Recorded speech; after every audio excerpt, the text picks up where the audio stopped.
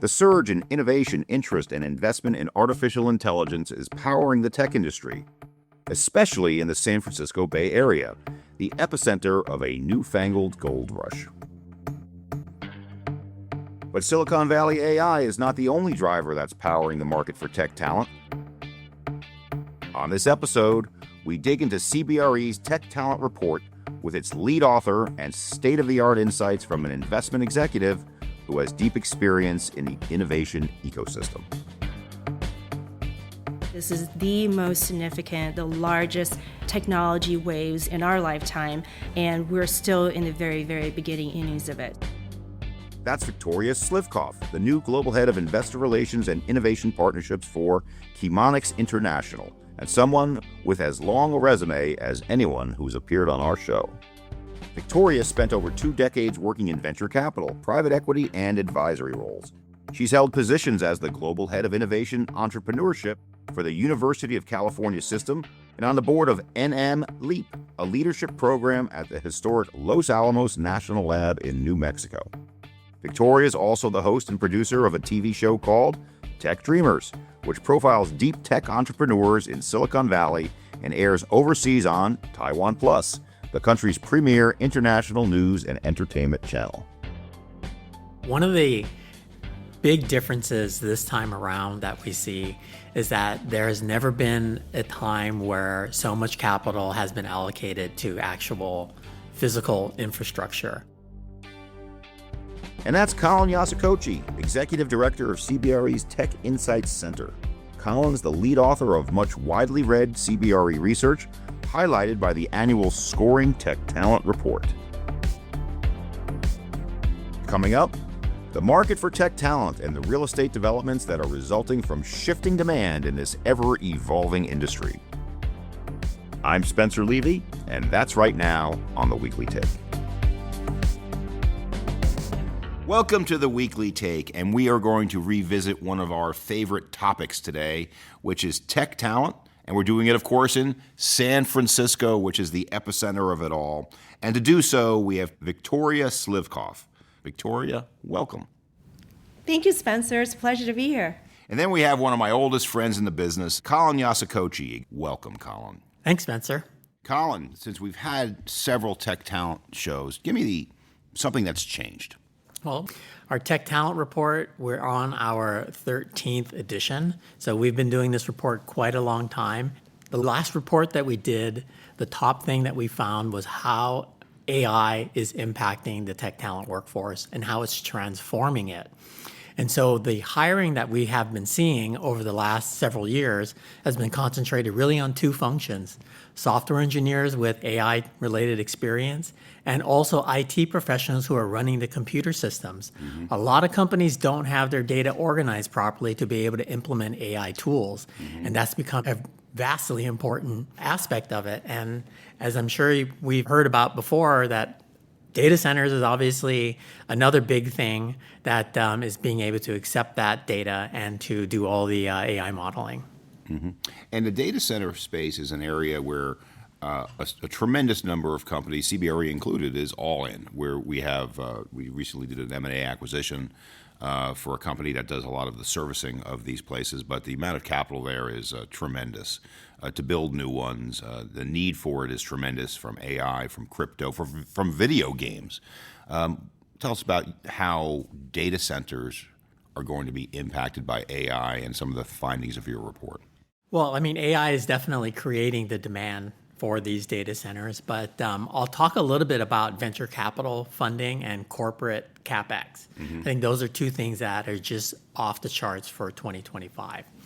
So the AI venture capital-backed companies received $200 billion worth of VC funding in 2025. There used to be a time when $200 billion was a lot of money, but it still sounds like a lot of money to me. It's a lot of money, and to put that into perspective, that $200 billion of VC funding just for AI companies would represent the second highest year ever for venture capital funding. Wow. So it's pretty phenomenal. And then you add on top of that probably about at least another $500 billion that are being spent by big corporations, mostly tech corporations, on CapEx.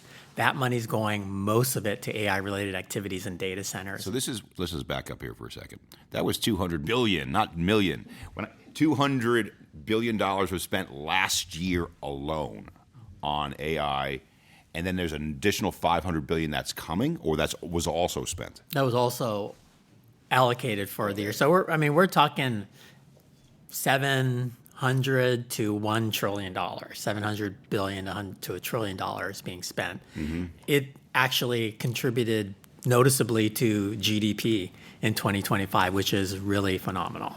And I saw that there was a chart, I believe it was 37% of second quarter GDP, 27 to 37% in one quarter of GDP was related to AI. Quite remarkable. So, Victoria, let's turn to you now. AI is obviously the biggest story in tech world by a lot today. What are some of the other stories? What are some of the other things you're working on in the tech area? Yeah, so in my new role as Global Head of Investor Relations and Innovation Partnerships in Chemonics International, a little bit of background there. It is the world's leading sustainable development company. It's been around for 50 years and doing international development, economic development across 160 countries. And so really seeing the gamut of innovation from, ag tech and food tech, fintech in Africa, and span the ecosystem. But personally, I'm very, very interested and been very involved in deep tech innovations. And the definition of that is innovations born out of scientific or engineering breakthroughs.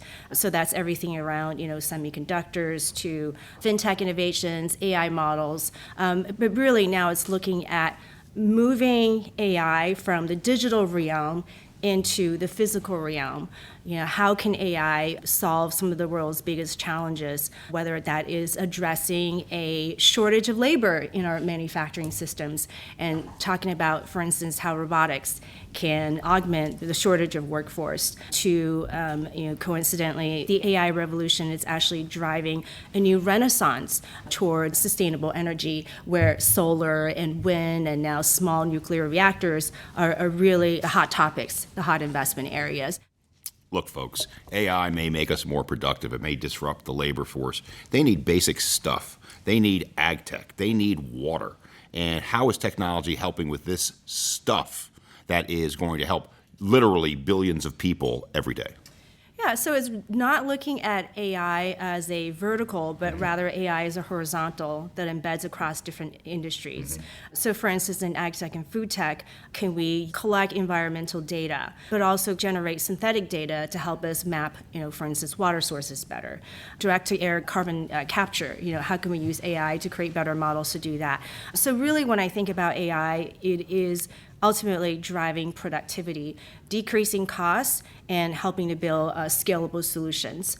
And one of the areas that I don't invest in and I don't work in, but I'm very interested in, is the possibility of AI to cure diseases, to accelerate drug discoveries. And that is something that can just create massive impact and help to improve the lives of many. But I really believe in the power of innovation, entrepreneurship, and meaningful capital to democratize opportunities so that the benefits can be felt by many. And I think one other thing I might add to that, Spencer, too, is where AI can make investment less risky because it's analyzing the data well in advance of things occurring.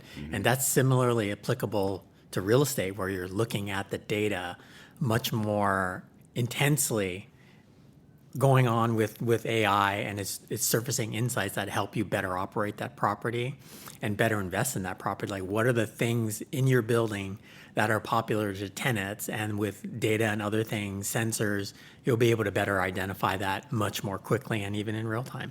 And I certainly hope that that's the case proactively rather than reactively. So I'm a big fan of AI, but I understand its strengths and limitations today within the real estate sector. The way that I look at it is that I think for anything that can be measured, it's fantastic, particularly property management stuff. You can measure things down to the amount of light, the amount of water, the amount of energy. But in terms of its ability to be predictive, that is the next step. And we're still not there yet. What do you think, Colin? Well, I mean, I think when we define what AI is today, that some of those semblances have existed for quite some time. When we think about our regression models to predict the future, whether it's the economy, real estate market, Yeah. we had those, but AI is enhancing that and making it much more sensitive and I think much more real time. So I do feel that it is on the predictive end becoming much and much more valuable and accurate. One of the areas that has gotten a lot of talk recently as we're talking about sustainable energy is nuclear. Small nuclear reactors, particularly for these data centers, which are very water and power hungry. Any comment on nuclear as a technology that is being advanced at Los Alamos or elsewhere that might be able to help AI or other things? I mean, you're really looking at hyperscalers to different investors looking at how do you find sustainable and scalable and also cost-effective energy sources to power data centers, to power AI factories. So I think small nuclear reactor is definitely a solution. I think there's been a lot of developments across the safety aspect of it. By the way, Bill Gates is one of the biggest investors in small nuclear reactors. So it's really looking at different levers that we can pull, right? Whether it be solar, small nuclear reactors, whether it's going back to wind, and also traditional energy sources as well.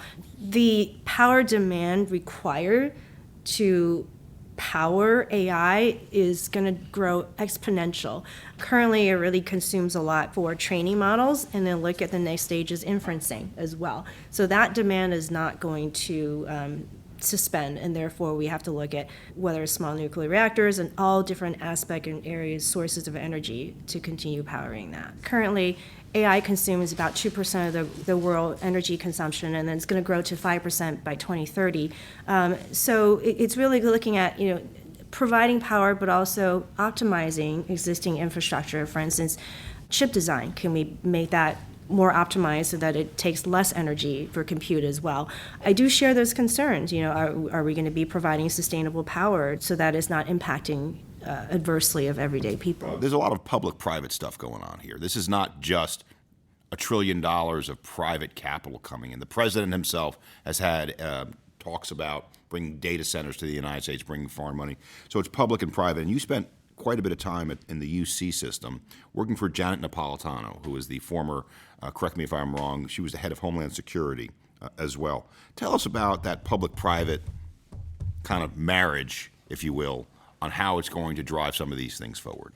Yeah, I had a fantastic mandate at the UC system where I was in charge of innovation and entrepreneurship across the UC system of 10 universities, 5 of which have medical centers, now it's 6, and 3 national laboratories. So the mandate was across overseeing over 70 incubators, accelerators, 4 California statewide innovation institutes. Second was managing and monetizing the entire IP portfolio of the UC system, which is the largest IP portfolio of any university in the US. So really looking at innovation and technology commercialization and acceleration on that continuum. And that has to be done through public-private partnership. I'll give you an example. SBR grants, right, other public money and sources to de-risk that technology so that is ready for private sector investors and corporates to pick it up to invest and accelerate. So it really takes the whole risk capital and also non-dilutive grants to really move innovations from the very, very beginning or early stages of lab into commercial space. And now in the era of AI, what we're seeing is the scale and speed by which it happens. So, Colin, the segue here is from AI to universities to talent. And I think we're sitting here in San Francisco by no coincidence. The link between universities and talent is inextricably interwoven. Talk about that and how that drives San Francisco. We have probably the most dynamic and innovative talent in the world in San Francisco Bay Area, and that's directly linked to our top universities, predominantly UC Berkeley and Stanford, are producing some of the most innovative talent coming out of anywhere around the globe, and that is a big leading factor as to why the AI industry is really centered here.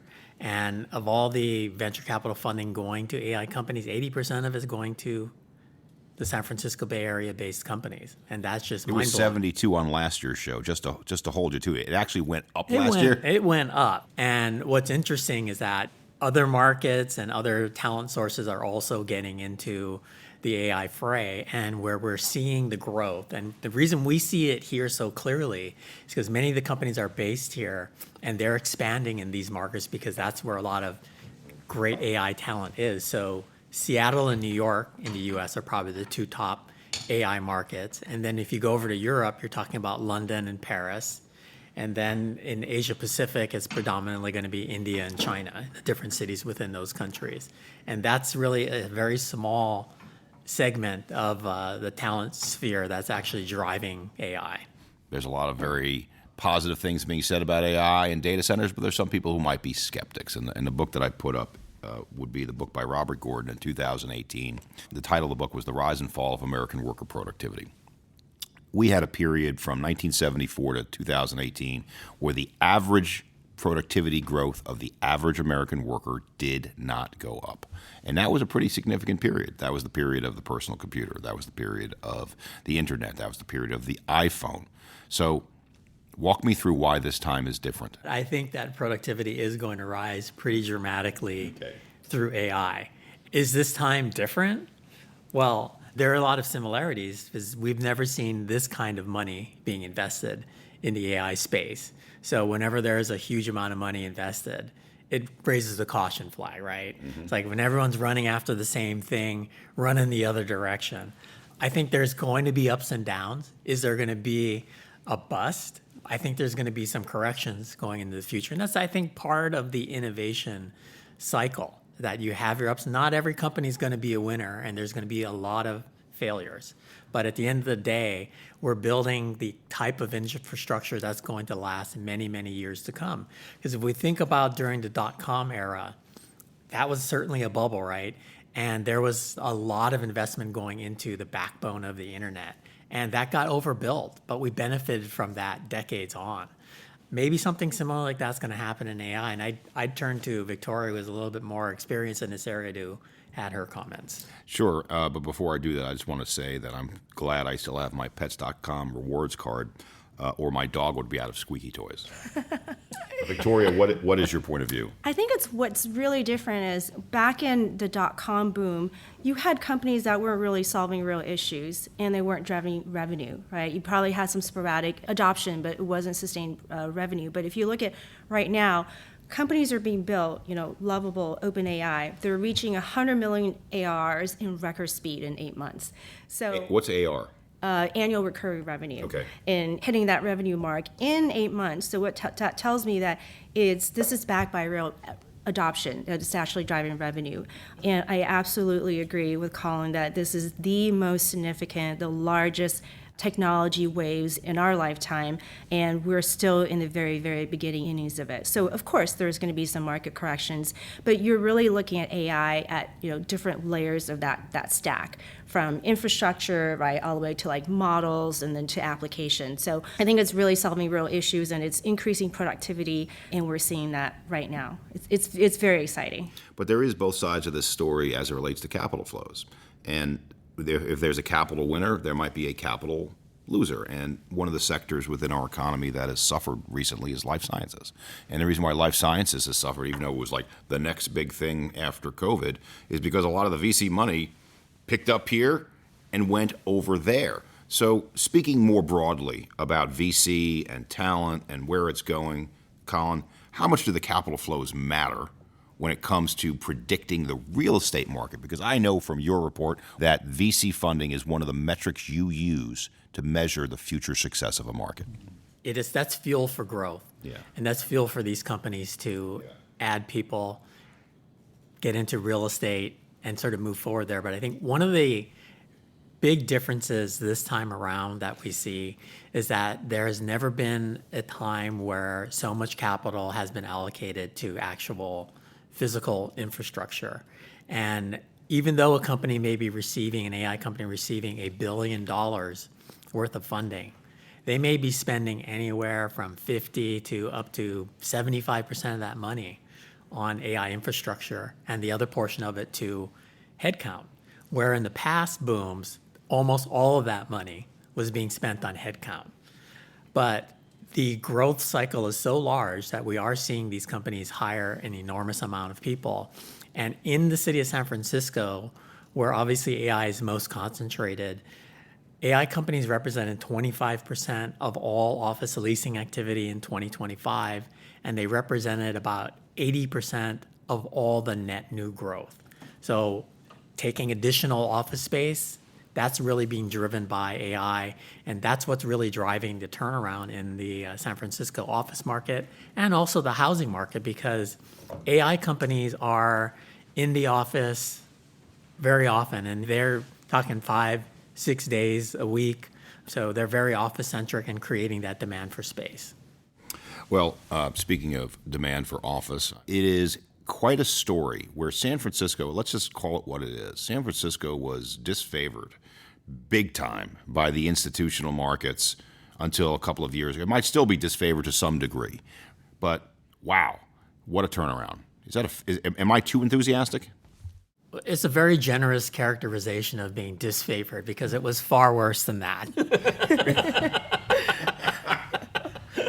But now that's dramatically changed over the last, I would say, 18 months. Yes. That with this technology and AI growth, there's a lot of optimism that investors are coming in, they're buying these properties at 20 cents on the dollar, and they see tremendous upside potential. And it's translating into the greatest amount of investment activity that we've seen in quite some time since right before COVID. And many institutional investors are now back in the market. Predominantly, it was That's your the key. private Yeah. capital folks, like you mentioned, like Cyrus, who were early adopters. They saw this thing coming, and they had the risk tolerance to go in and get these properties. Now the institutional investors are coming back to the market because they see the upside. And this is all amid vacancy that's still 30% here in the city. So that's a really high number. But what is in demand is the highest quality office space. And these investors are buying low and transforming these underperforming, underimproved buildings into what the market wants. So let's just expand beyond San Francisco for just a moment, Victoria. Let's talk Los Alamos. How are you getting talent down there? Well, you have the national laboratories. They're just really rich with smart people, smart scientists that are doing the research and developing these technologies. And so you really think that, going back to why San Francisco is such a magical place, because you need certain ingredients to make this attractive, right? You need world-class university institutions. You need corporates to be pulling in the demand, creating demand for these innovations. And then you also need capital, right? So venture capitalists will come as well. So what you're seeing that it's coming together in Los Alamos, in New Mexico, as well as now it's becoming a center of deep tech, specifically focusing on national security tech, and there's a big ecosystem developing across quantum. And then, of course, you have venture capitalists that are in town, but also it's attracting VC funding from Silicon Valley as well. So I think it really needs to be anchored by national laboratory, research institutions, higher ed. I think that we're seeing that more and more, that the fluidity of talent working together across broader geographies than we're used to is something that has emerged, and I think technology has helped drive that. And what's I think has been interesting over the last 5, maybe 10 years is that talent is flowing to the types of employers and projects that are most interesting and engaging for them. So it's not so much that there's this great job, I'm going to do this job because it pays the most or whatever. They're very mission driven. And so people are very interested in AI and wanting to change the world and to specifically work on a sector that interests them. And it may be healthcare. It may be some other type of industry, could be defense. Whatever it might be, that the talent flows are very, very fluid, but at the same time, they're concentrated in these megalopolises that you are talking about. And then there are some other ones that are small and highly specialized. We talked about Los Alamos, but I mean, you also have something similar in Huntsville, Alabama, with the aerospace, rocketry, and those sort of things. So there are a lot of nodes of talent across this country. And when you talk of nodes of talent, I use one word, and that word is value. Value creation and continuing to move up the value chain. You want to do the highest possible value add work in your industry of choice. And so here at high tech, AI, semiconductors, That's where we're sitting right here. But fintech might be New York. It might be London. It might be Hong Kong. Aerotech might be Huntsville, Alabama. Is that the story you're trying to weave here, Colin? Absolutely, because every particular location has a specialty. And when we do look at talent, you look at like what is the real world experience and expertise that that particular market has. So isn't the car one of the biggest mobile devices that we have, and the amount of technology that's going in there? Well, guess what? Many of the tech companies have established pretty substantial operations in Detroit because they want to get inside of your car. And that's where a lot of people spend a lot of time. Similarly, you'd mentioned New York and fintech. There are other areas like Vancouver. There's a lot of media and arts and gaming going on there. And so people who are in that space and the technology tend to go to those particular markets. And there's many examples across the country. You look at how tech has transformed Hollywood, and that's only really getting started and a little bit scary with what AI can do. And I think that's one of the key questions right now. We've been following disruption within the labor business for 150 years. This is not, we didn't start the fire, to quote Billy Joel, of people being concerned about new technology disrupting them. At the same time, I think that there are people that are fearful. What do you say to them, Colin? Well, I would say that the number one thing is embrace the new technology and adopt it, because every time a new technology has come into play, people have feared for their jobs, that their jobs are going to be replaced. And that is certainly the case for some things. But generally what it does is that it augments your job, makes you more productive. I think there was an economist that said that 60% of the jobs today are new compared to where they were 40 or 50 years ago. So the jobs of the future are going to be different jobs, but if you adopt to the AI technology, those are going to be jobs that you're going to be thriving in. And so the jury's still sort of all out, I would say, on whether AI is going to create more jobs than it destroys. It's hard to know that at this point, but I think that it's going to just make our jobs a lot different and a lot more productive. That's exactly it. So when I look at a job, what is the meaning of your job, the purpose of the job, and also what are just tasks? So where I can see AI excel is actually doing the task. I'll give an example, software engineers. The purpose of your job, the meaning of your job is to solve problems. Now, coding is just a task of that job. So if you can have automation, if you can have AI to help you do the task aspect of it, that makes you more productive. Therefore, by definition, that makes the company more productive and more profitable, and therefore we will need to hire more software engineers to solve more problems.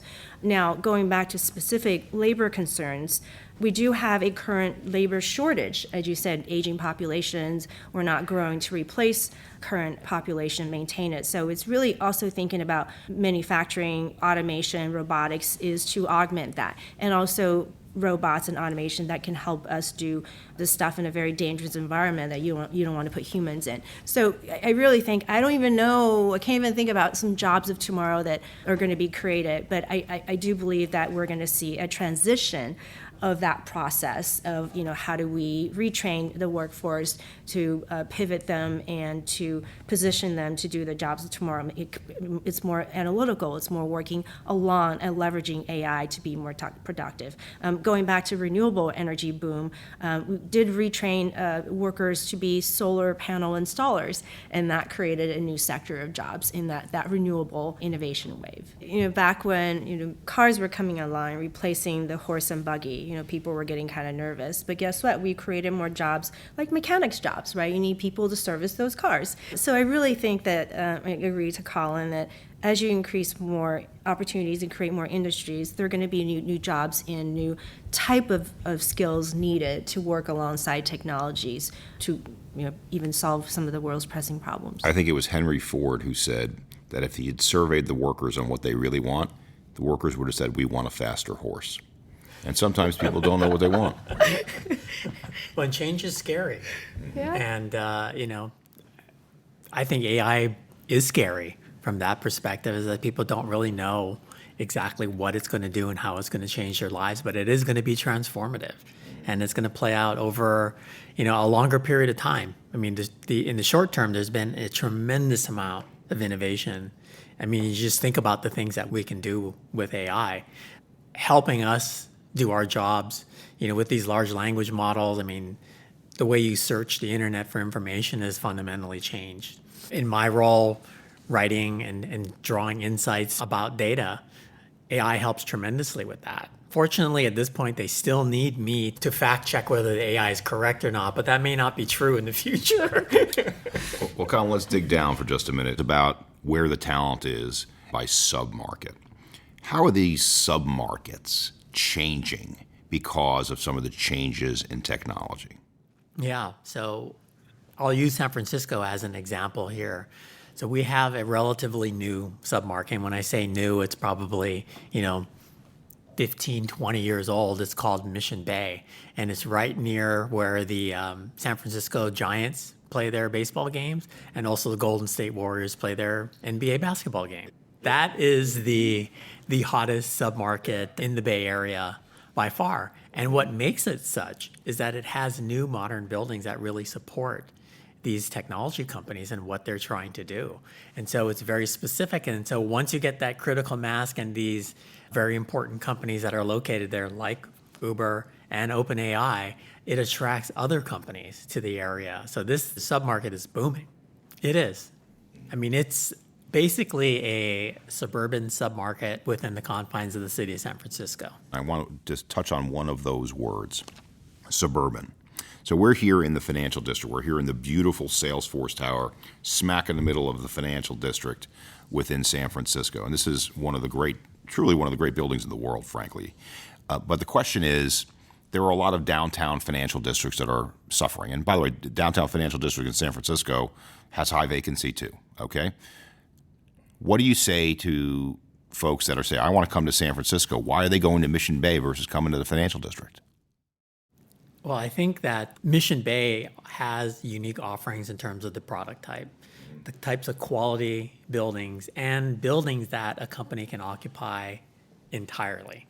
And there's not a lot of that here in San Francisco. In downtown, we do have a lot of vacant space, but most of the buildings at least have some tenants in them, and they're not as prominent and new as these buildings down in Mission Bay. But at the same time, I would tell you that the CBD is much richer environment as it relates to restaurants, retail, things to do during the workday and after the workday.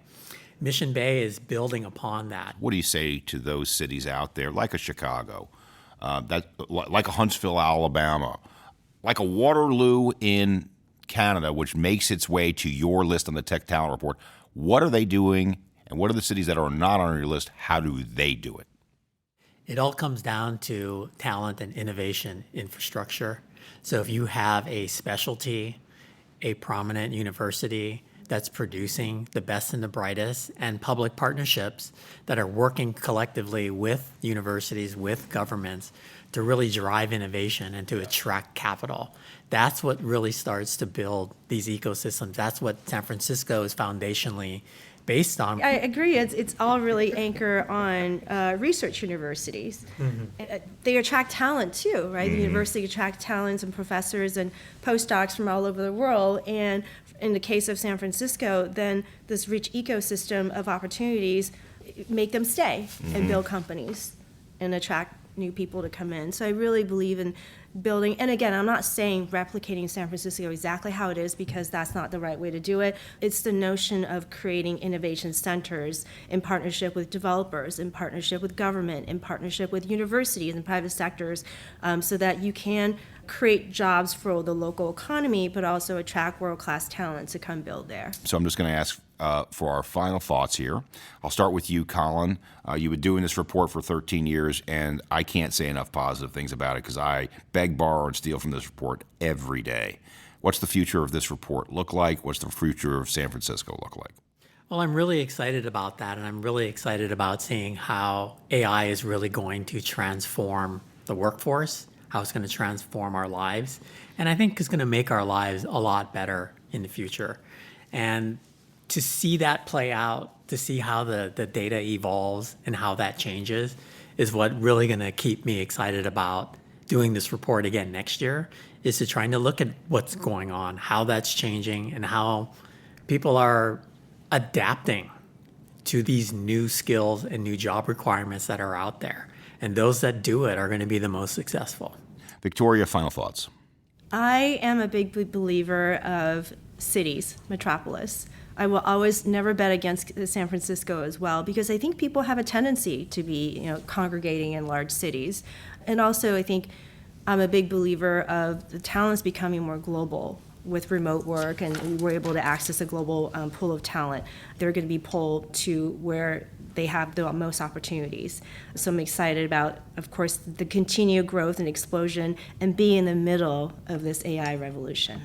So on behalf of the Weekly Take, what a privilege to have Victoria Slivkoff, Global Head of Investor Relations and Innovation Partnerships at Chemonics. Victoria, thank you. It's been a pleasure. It's been so much fun, too. Thank you, Spencer. Thank you for coming.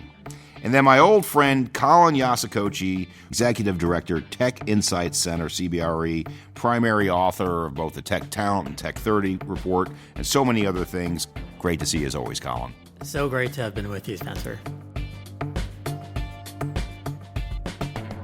For more on the tech talent scene, CBRE's most recent Scoring Tech Talent report is available at the CBRE Insights page. We'll also post a link to it on our website, cbre.com/theweeklytake.